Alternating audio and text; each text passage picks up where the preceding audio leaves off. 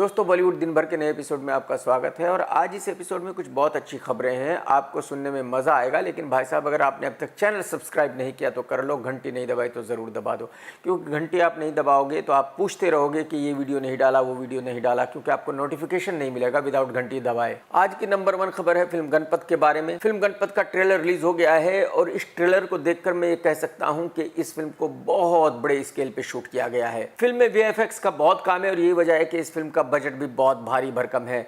तकरीबन 175 करोड़ की ये फिल्म है। इस फिल्म में जो टाइगर श्रॉफ का लुक है वो बहुत अच्छा है। टाइगर को बहुत अच्छे से प्रेजेंट किया गया है और इस फिल्म के ट्रेलर को देखकर ये कहा जा सकता है कि इस फिल्म में टाइगर के 2 रोल हैं, ठीक उसी तरह जैसे कि जवान में शाहरुख खान के 2 रोल हैं। और ट्रेलर में एक जगह टाइगर श्रॉफ खुद कहता है कि गुड्डू का चैप्टर खत्म और आज से गणपत का चैप्टर शुरू। इस सीन को देखने के बाद मैं ये कह सकता हूं कि यहाँ 2 पॉसिबिलिटीज हैं। एक ये कि गुड्डू ने अपना रूप बदल लिया हो और वो गणपत बन गया हो, और दूसरी ये कि इस फिल्म में टाइगर डबल रोल में है। डायलॉग्स में बताया गया है कि एक बहादुर ऐसा आएगा जो अमर होगा, जो मर नहीं सकता, जो गरीब और अमीरों के बीच की दीवार को गिरा देगा। तो इस बात से क्लियर हो जाता है कि ये फिल्म एक एक्शन फिल्म है, क्योंकि अगर कोई योद्धा ऐसा पैदा होता है जो गरीबों और अमीरों के बीच की दीवार को गिराने की कोशिश करेगा तो अमीर उससे लड़ेंगे, एक्शन होगा। और क्योंकि इस फिल्म में अब से 50 साल आगे की कहानी बताई जा रही है तो यही वजह है कि सारी चीजें बहुत ही ज्यादा मॉडर्न है, यानी कि कार भी हवा में उड़ रही है। और ट्रेलर में एक जगह लिखा हुआ आता है कि इस फिल्म को उसी डायरेक्टर ने डायरेक्ट किया है जिसने क्वीन को डायरेक्ट किया था या सुपर 30 को डायरेक्ट किया था। मुझे ऐसा लगता है कि मेकर्स ने इस बात को ट्रेलर में बताकर अपनी फिल्म का नुकसान किया है, फायदा नहीं किया, क्योंकि सुपर 30 तो सुपर फ्लॉप फिल्म थी। हाँ, क्वीन एक हिट फिल्म थी, लेकिन कंगना कहती है कि उसने उस फिल्म को डायरेक्ट किया था, अनुराग कश्यप कहता है कि उसने उस फिल्म को डायरेक्ट किया था और विकास बहल कहता है कि वो उसकी फिल्म थी। तो जाहिर सी बात है ये नहीं पता कि वो हकीकत में किसकी फिल्म थी। लेकिन कमाल यह है कि यहां विकास की 2 ही फिल्मों का जिक्र किया गया है, जबकि विकास ने तकरीबन 7-8 फिल्में बनाई हैं। तो जो बाकी की डिजास्टर फिल्म्स हैं उनका जिक्र क्यों नहीं किया गया? मैं जहां तक पर्सनली जानता हूं विकास बहल को डायरेक्शन नहीं आता। वो एक बहुत ही खराब डायरेक्टर है और वो एक अच्छी फिल्म बना दे ये एक बहुत बड़ी बात होगी। कुल मिलाकर ये ट्रेलर बहुत अच्छा लग रहा है और टाइगर श्रॉफ भी बहुत बढ़िया लग रहा है। तो मैं ऐसी उम्मीद कर रहा हूं कि लोग इस फिल्म को देखना चाहेंगे और अगर इस फिल्म ने बढ़िया ओपनिंग ली तो फिर ये फिल्म बहुत बढ़िया बिजनेस जरूर कर सकती है। दोस्तों, आज की दूसरी खबर है कैट के हस्बैंड मालेगांव के सुपरस्टार कल्लू भाई विक्की कौशल की नई फिल्म के बारे में। फिल्म का नाम है सैम बहादुर और इस फिल्म का ट्रेलर रिलीज हो चुका है। ट्रेलर को देखने से पता चलता है कि ये फिल्म मिलिट्री पर बनाई गई है और जो कल्लू भाई है वो सैम बहादुर का रोल कर रहे हैं इस फिल्म में। लेकिन कल्लू भाई झुककर चल रहे हैं, शायद कल्लू भाई को इस फिल्म में बूढ़ा दिखाया गया है। अरे कल्लू भाई, एक तो माशाल्लाह से आपकी शक्ल इतनी अच्छी, ऊपर से आप मालेगांव के सुपरस्टार और ऊपर से आप फिल्म में बूढ़े बने हुए, वो भी मिलिट्री वाले। अरे भाई साहब, अरे माफ कर दो भाई साहब। दोस्तों, मैं आपको ये बता दूं कि इस फिल्म के निर्माता है रॉनी स्क्रूवाला। वो हर चीज में स्क्रू कर देते हैं। यही रॉनी स्क्रूवाला निर्माता था फिल्म उरी का, और उरी बहुत बड़ी हिट फिल्म रही थी, आप सभी को पता है। लेकिन वो वक्त अलग था और ये वक्त अलग है। तो सैम बहादुर के पूरे ट्रेलर को देखने के बाद मैं ये कह सकता हूं कि ये फिल्म एक ड्राई फिल्म है, इसमें कुछ भी मनोरंजन नहीं है। ये पूरी फिल्म मिलिट्री के ऊपर बनाई गई है और इस फिल्म की डायरेक्टर है मेघना गुलजार। मेघना गुलजार जो है वो पाकिस्तान को कभी गालियां देगी नहीं। तो जब पाकिस्तान को गालियां नहीं देगी तो फिर ये मिलिट्री की फिल्म कैसे चलेगी? लोग इस मिलिट्री की फिल्म को कैसे देखेंगे, किसके लिए देखेंगे? अच्छा, जैसे कि मैंने कहा कि ये फिल्म ड्राई फिल्म है, इसमें मनोरंजन तो बिल्कुल नहीं है, एक्शन गाने कुछ भी नहीं है। बस मिलिट्री वाले बंदूकें लिए हुए हैं, गोलियां चल रही है, टैंक फट रहे हैं, बस। तो मेरा सिंपल सा क्वेश्चन ये है कि भाई इस तरह की फिल्म को लोग क्यों देखने जाएंगे जबकि उस फिल्म का हीरो कल्लू भाई है? तो मैं गारंटी के साथ कह सकता हूं कि मालेगांव के सुपरस्टार कल्लू भाई की ये एक और सुपर डुपर डिजास्टर फिल्म होगी। दोस्तों, आज की तीसरी खबर है कियारा एडवाणी के हस्बैंड महाफ्लॉप एक्टर सिद्धार्थ मल्होत्रा के बारे में। आप सभी को पता है कि सिड की पिछली 10 फिल्में सुपर डुपर डिजास्टर हैं और एक फिल्म थोड़ी सी चली थी जो कियारा एडवाणी के साथ थी, लेकिन वो थिएटर में रिलीज नहीं हुई थी, वो OTT पर आई थी। तो कहने का मतलब यह है कि ये कियारा का हस्बैंड सिद्धार्थ इतना बड़ा सुपरस्टार है कि इसका नाई धोबी कसाई सिक्योरिटी गार्ड भी इसकी फिल्म नहीं देखता, पब्लिक की तो बात ही छोड़ दीजिए। तो आज की तारीख में बॉलीवुड वाले इसको किसी फिल्म में तो लेते नहीं है, लेकिन रोहित शेट्टी ने इसके साथ अमेज़न के लिए एक बहुत बड़ी वेब सीरीज बनाई है जिसका नाम है इंडियन पुलिस फोर्स। ये वेब सीरीज काफी दिनों से बनकर तैयार पड़ी हुई है रिलीज के लिए, लेकिन जब अमेज़न वालों ने इस वेब सीरीज को देखा तो भाई साहब उनको चक्कर आ गए, गश आ गए। उनमें से 3-4 तो चक्कर खा के नीचे गिर पड़े। उनकी समझ में नहीं आया कि ये क्या बन गया और सिद्धार्थ मल्होत्रा कर क्या रहा है। तो एक्चुअली अमेज़न वालों ने ये डिसाइड किया है कि भाई अभी इस वेब सीरीज को रिलीज नहीं करते हैं, ये 2023 में ही रिलीज होने वाली थी। अब उनका कहना है कि वो इस वेब सीरीज को 2024 में रिलीज करेंगे। इसका मतलब यह है वो वेट करेंगे कि अगर सिड की कोई फिल्म चल जाए तो उसके फौरन बाद वो उस वेब सीरीज को रिलीज कर देंगे, और अगर इस भाई की कोई फिल्म नहीं चली तो फिर वो उस वेब सीरीज को कचरे में डाल देंगे और भूल जाएंगे, उसको कभी रिलीज करेंगे नहीं। और ये तो मैं गारंटी के साथ कह सकता हूं कि इस भाई की हिट फिल्म तो कभी आ ही नहीं सकती है, तो पॉसिबल ही नहीं है। दोस्तों आज की चौथी खबर है सनी देओल के छोटे बेटे के बारे में, जिसकी फिल्म दोनों पिछले फ्राइडे को रिलीज हुई थी। इस फिल्म ने एक हफ्ते में 70 लाख रुपए का बिजनेस किया है, सारे रिकॉर्ड ध्वस्त कर दिए भाई साहब। 70 लाख रुपए किसे कहते हो यार। मैं गारंटी के साथ कह सकता हूं कि अगर जियो वाले इस फिल्म में सन्नी देओल के बेटे को ना लेकर शाहरुख खान के सिक्योरिटी गार्ड को भी इस फिल्म में ले लेते, तब भी यह फिल्म कम से कम 4-5 करोड़ रुपए का बिजनेस कर लेती।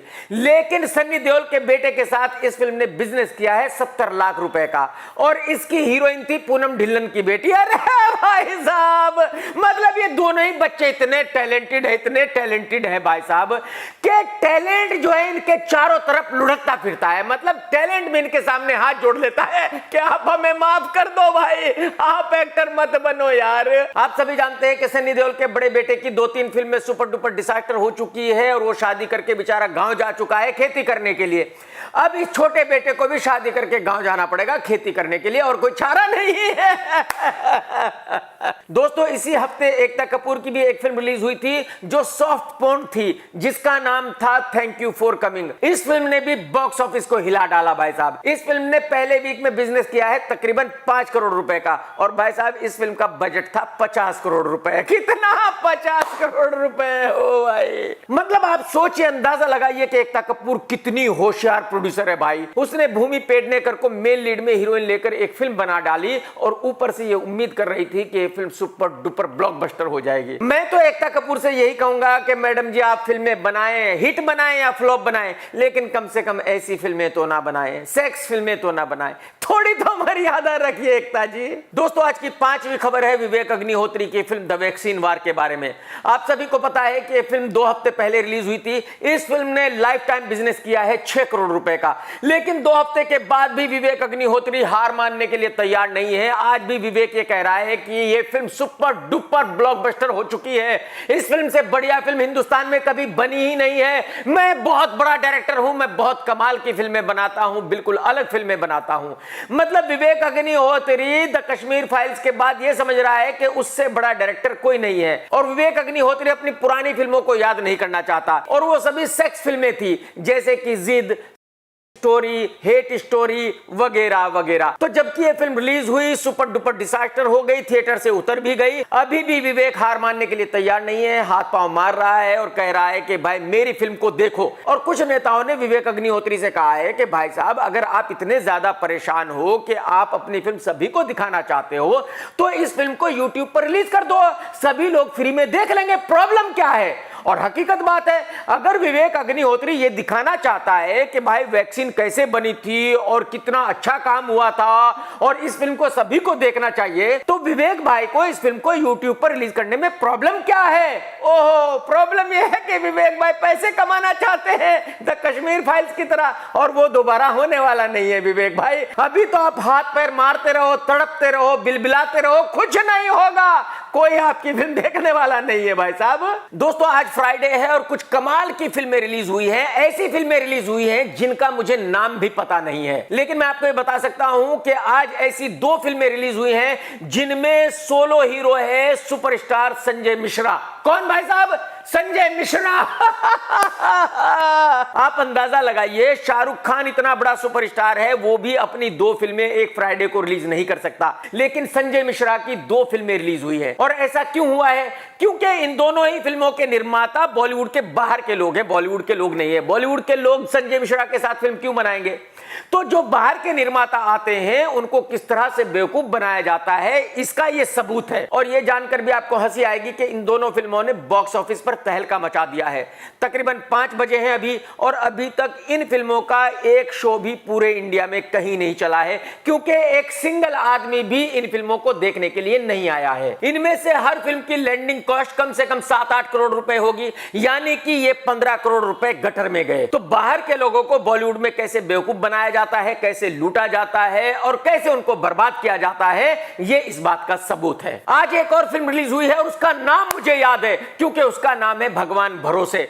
जब निर्माता ने इस फिल्म को बनाया होगा तो यही कह के बनाया होगा कि भाई मेरा भगवान भरोसे। जब फिल्म को रिलीज किया होगा तब भी निर्माता ने यही कहा होगा कि भाई भगवान भरोसे। तो एक्चुअली इस फिल्म का नाम ही भगवान भरोसे नहीं है, बल्कि ये फिल्म भगवान भरोसे बनी, भगवान भरोसे रिलीज हुई और भगवान भरोसे सुपर डुपर डिसास्टर हो गई, क्योंकि पूरे दिन में इसका एक शो भी नहीं चला, कोई कुत्ता भी इस फिल्म को देखने नहीं आया। दोस्तों, आज की 7th खबर है फिल्म वेलकम 3 के बारे में। इस फिल्म के निर्माता हैं फिरोज नडियाडवाला साहब और डायरेक्टर है अहमद खान साहब। भाई साहब, इस फिल्म के लिए तकरीबन 34 एक्टर्स को तो साइन कर लिया गया है और 5 से 6 एक्टर बाकी हैं जिनको साइन किया जाएगा, यानी कि शायद ये बॉलीवुड की पहली फिल्म है जिसमें 40 एक्टर्स होंगे। इस फिल्म की शूटिंग अगले महीने चालू होने वाली है और बताया जा रहा है कि इस फिल्म में बहुत जबरदस्त एक्शन होगा, तो इस फिल्म को बहुत बड़े स्केल पर शूट किया जाएगा। दोस्तों, आज की 9th खबर है रत्ना पाठक जी के बारे में। रत्ना पाठक जी नसरुद्दीन साहब की वाइफ हैं। जब किसी मीडिया वाले ने रत्ना जी से एक सवाल पूछा तो वो बॉलीवुड वालों पर भड़क उठी, बॉलीवुड वालों को खूब खरी खोटी सुनाई। रत्ना जी ने कहा कि जितने भी बुढ़े एक्टर हैं 55-60 साल की उम्र वाले, इन सबको यंग लड़कियों के साथ ही काम करना है। क्यों करना है? इनको शर्म नहीं आती कि ये अपनी बेटी की उम्र की लड़कियों के साथ रोमांस करते हैं? थोड़ी तो मर्यादा रखनी चाहिए इनको। मैंने भी यही बात कही थी और इसी बात पर बुढ़ों ने मेरे ऊपर 3-4 केस डाल दिए हैं, तो जाहिर सी बात है मैं तो कुछ नहीं कहूंगा, आप ही डिसाइड करोगे रत्ना जी ठीक कह रही है या गलत कह रही है। दोस्तों, आज की 10वीं खबर है ऋतिक रोशन के बारे में। आप सभी को पता है कि ऋतिक रोशन की गर्लफ्रेंड है सबा आजाद। मैंने तो कभी इस बेचारी की कोई परफॉर्मेंस नहीं देखी, कोई शो नहीं देखा, लेकिन बताया जाता है कि ये सिंगर है और परफॉर्म करती है। तो इस लड़की ने कहीं एक नए तरीके का रैंप वॉक किया और हिस्ट्री में पहली दफा इसने गाते हुए और डांस करते हुए रैंप वॉक किया, लेकिन वो डांस इतना खराब था कि लड़की ट्रोल हो गई। जिन लोगों ने वो डांस देखा उन्होंने कहा कि भाई साहब इसने तो कोई माल लिया हुआ है, नहीं तो इस तरह से तो कोई डांस नहीं करता। देखो, अपने ऋतिक भाई की गर्लफ्रेंड है तो अपन ज्यादा कुछ कह नहीं सकते। आप भी उस रैंप वॉक को देखो, डिसाइड करो कि भाई वो डांस इस लड़की ने माल लेके किया है या नॉर्मल है। दोस्तों, आज की 11th खबर है अनिल कपूर की बेटी सोनम कपूर के बारे में। सभी बॉलीवुड वाले कहीं ना कहीं कोई ना कोई बयान देते रहते हैं, आज कुछ कहते हैं, कल कुछ कहते हैं, परसों कुछ कहते हैं। ये अकेली सोनम नहीं करती बल्कि सभी करते हैं। लेकिन कोई यूट्यूबर लड़की है, उसने सोनम के पिछले कई सालों के सारे बयान इकट्ठे किए और फिर उन बयानों का मतलब निकाला और फिर कहा कि सोनम कपूर हिपोक्रेट है। उस वीडियो पर सिर्फ 6000 व्यूज थे, लेकिन जब सोनम ने उस वीडियो को देखा तो सोनम को लगा कि उस वीडियो में सोनम की बहुत ही भारी बेइज्जती की गई है और सोनम को उस लड़की पर एक्शन लेना चाहिए। तो सोनम ने उस लड़की को लीगल नोटिस भेज दिया है और उससे कहा है कि भाई ये वीडियो आप फौरन हटाइए, नहीं तो मैं आपके ऊपर डिफेमेशन केस करूंगी। अब जिस लड़की को कोई नहीं जानता था उसको रातों रात दुनिया जान गई। अब उस वीडियो पर तकरीबन 50,000 व्यूज हो गए हैं। अब सब लोग उस वीडियो को देख रहे हैं कि भाई उसमें है क्या।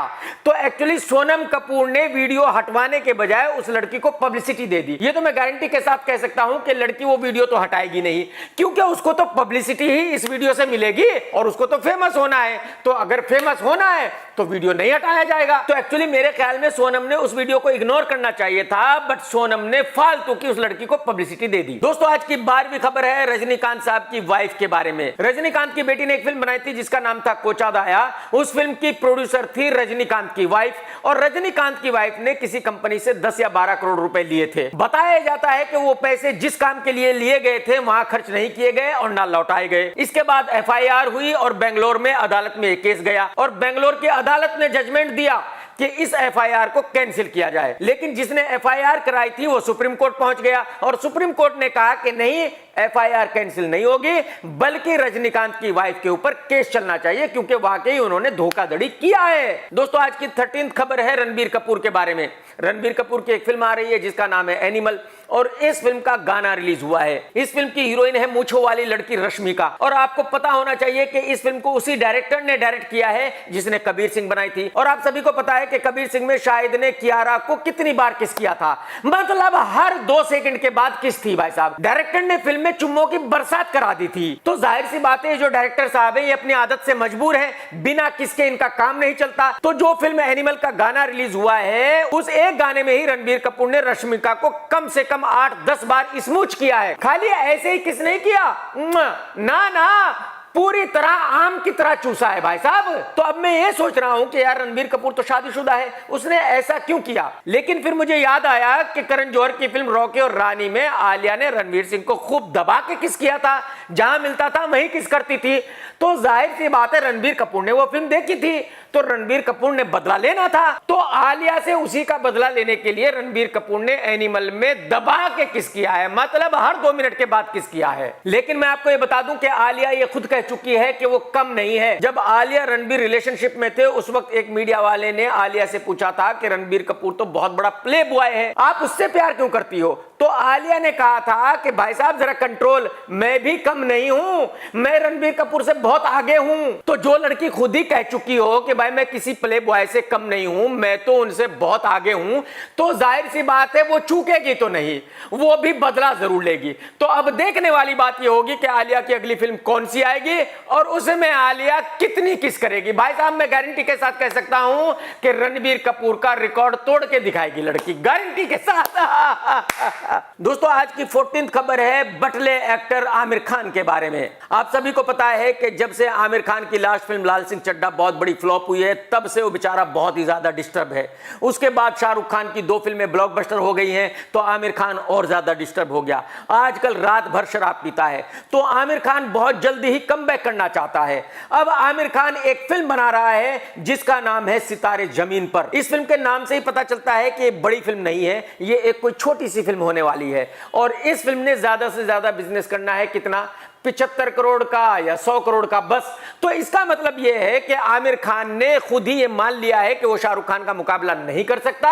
अब जवान और पठान उसकी पहुंच के बहुत बाहर है, तो उसको ट्राई भी नहीं करनी चाहिए। मैं कहता हूं आमिर खान बिल्कुल सही सोच रहा है। आमिर भाई आप जाने दो, भूल जाओ, आप डेली पियो और सो जाओ। देखो भाई छोटी छोटी फिल्में करो, क्योंकि आपकी फिल्में आपका धोबी नाई कसाई भी नहीं देखता, कोई मतलब नहीं है बड़ी फिल्म बनाने का। दोस्तों आज की 15th खबर है रणबीर कपूर के बारे में। आप सभी को पता है कि एक फिल्म रामायण बन रही है और उसमें राम जी का रोल रणबीर कपूर कर रहा है, और कंगना का इस बात को लेकर बहुत बड़ा एतराज है। कंगना का कहना यह है कि रणबीर कपूर जो एक प्ले बॉय है, नॉनवेज खाता है, शराब भी पीता है, लड़कियों को भी घुमाता है और माल भी लेता है, वो राम का रोल कैसे कर सकता है। तो अब रणबीर कपूर ने कंगना को जवाब देते हुए कहा है कि जब तक इस फिल्म की शूटिंग चालू रहेगी, पहले दिन से लेकर आखिरी दिन तक मैं ना ही शराब पीऊंगा और ना ही नॉनवेज खाऊंगा। तो रणबीर भाई से मैं सिर्फ इतना पूछना चाहता हूं कि भाई ये तो मुमकिन है कि आप शराब ना पिए, ये भी मुमकिन है कि आप नॉनवेज ना खाएं, और आप शादीशुदा हैं, ये भी मुमकिन है कि अब आप लड़की ना घुमाएं, लेकिन भाई साहब माल का क्या होगा?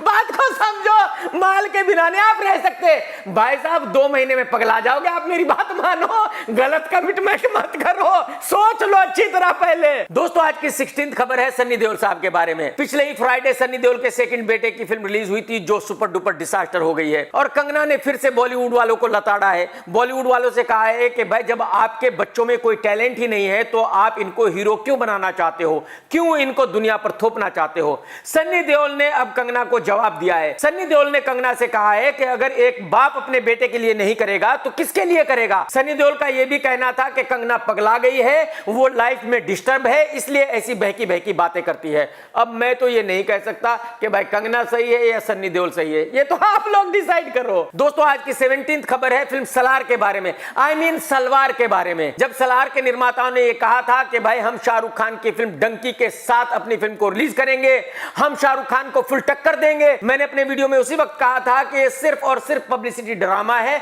ऐसा कभी नहीं होगा। और अब ये बिल्कुल क्लियर हो गया है कि सलार डंकी के साथ साथ रिलीज नहीं हो रही है। ये लोग मैदान छोड़कर भाग गए हैं। अब इन लोगों ने एक एक्सक्यूज दी है कि हमारी फिल्म का जो वीएफएक्स है वो कंप्लीट नहीं हुआ है, इसलिए हम अपनी फिल्म को 2023 में रिलीज नहीं कर सकते, 2024 में रिलीज करेंगे। हालांकि हकीकत यह है कि इन लोगों की औकात ही नहीं थी डंकी के साथ मुकाबला करने की, डंकी के साथ टकराने की, तो ये लोग डरकर भाग गए हैं। इनको पता था कि अगर ये शाहरुख खान के साथ टकराएंगे और अपनी फिल्म को डंकी के साथ रिलीज करेंगे तो सुपर डुपर डिसास्टर हो जाएगी। दोस्तों, अगर आपने अब तक मेरा चैनल सब्सक्राइब नहीं किया तो कर लो और घंटी नहीं दबाई तो जरूर दबा दो। और भाई साहब, अगर आपने वीडियो देखा है तो लाइक करना बिल्कुल मत भूलना। लाइक कर दो यार, देखो लाइक करना जरूरी है। टेक केयर दोस्तों, tata bye bye, love you, सत्यमेव जयते।